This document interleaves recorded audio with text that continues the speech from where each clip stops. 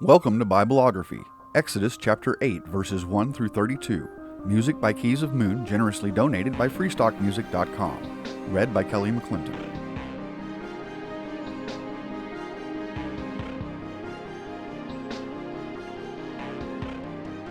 Then the Lord said to Moses, "Go to Pharaoh and say to him, 'This is what the Lord says, let my people go so that they may worship me.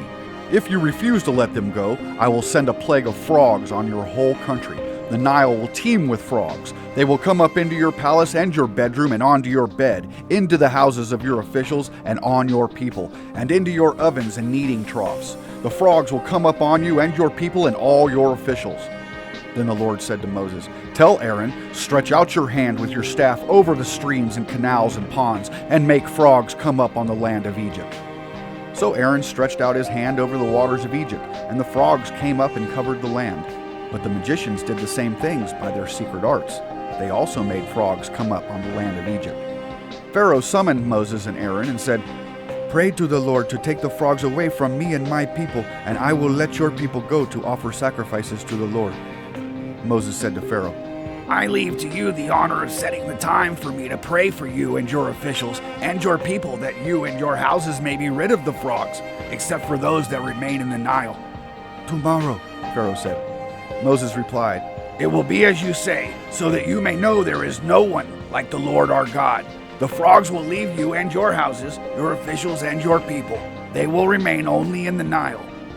After Moses and Aaron left Pharaoh, Moses cried out to the Lord about the frogs he had brought on Pharaoh, and the Lord did what Moses asked.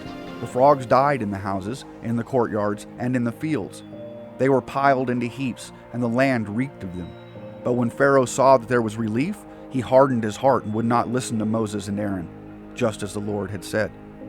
Then the Lord said to Moses, "Tell Aaron, stretch out your staff and strike the dust of the ground, and throughout the land of Egypt the dust will become gnats." They did this, and when Aaron stretched out his hand with the staff and struck the dust of the ground, gnats came on people and animals. All the dust throughout the land of Egypt became gnats. But when the magicians tried to produce gnats by their secret arts, they could not. Since the gnats were on people and animals everywhere, the magicians said to the Pharaoh, "This is the finger of God!" But Pharaoh's heart was hard, and he would not listen, just as the Lord had said. Then the Lord said to Moses, "Get up early in the morning and confront Pharaoh as he goes to the river, and say to him, 'This is what the Lord says, let my people go so that they may worship me. If you do not let my people go, I will send swarms of flies on you and your officials, on your people and into your houses. The houses of the Egyptians will be full of flies, even the ground will be covered with them. But on that day I will deal differently with the land of Goshen, where my people live. No swarms of flies will be there, so that you will know that I, the Lord, am in this land. I will make a distinction between my people and your people. This sign will occur tomorrow.'" And the Lord did this. Dense swarms of flies poured into Pharaoh's palace and into the houses of his officials. Throughout Egypt the land was ruined by flies. Then Pharaoh summoned Moses and Aaron and said, "Go, sacrifice to your God here in the land." But Moses said, "That would not be right. The sacrifices we offer the Lord our God would be detestable to the Egyptians. And if we offer sacrifices that are detestable in their eyes, will they not stone us? We must take a 3-day journey into the wilderness to offer sacrifices to the Lord our God, as he commands us."